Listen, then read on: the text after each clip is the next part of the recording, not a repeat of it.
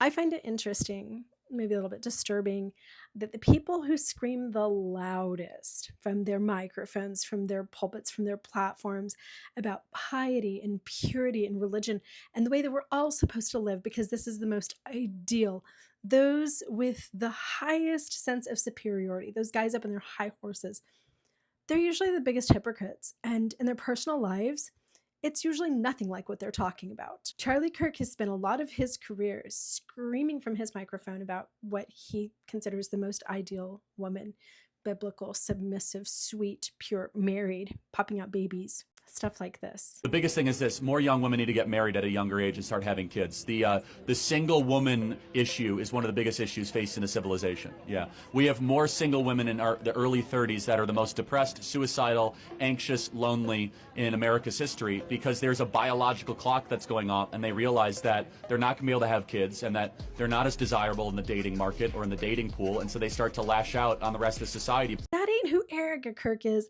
at all. I mean, yeah, she posts Bible verses and cute pictures of their family from her Facebook page, but she runs businesses and nonprofits. She married quite late in life.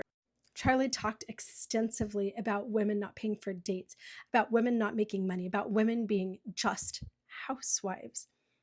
And that's not what his own wife was at all.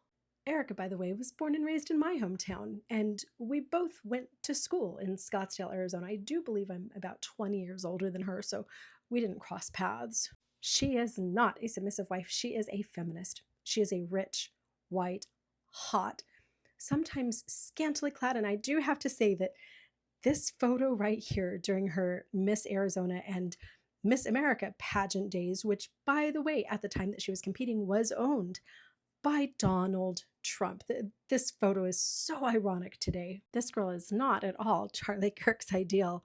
And it almost makes me wonder if some of the fury that he was taking out on other women was actually directed at this uncontrollable feminist laying in bed beside him. If you're going to sell other people an ideology, you might want to make damn sure that you're living it in your own home. Otherwise, you're just a hypocrite. And you know who hated hypocrites? The main character in your own Christian Bible, Jesus himself.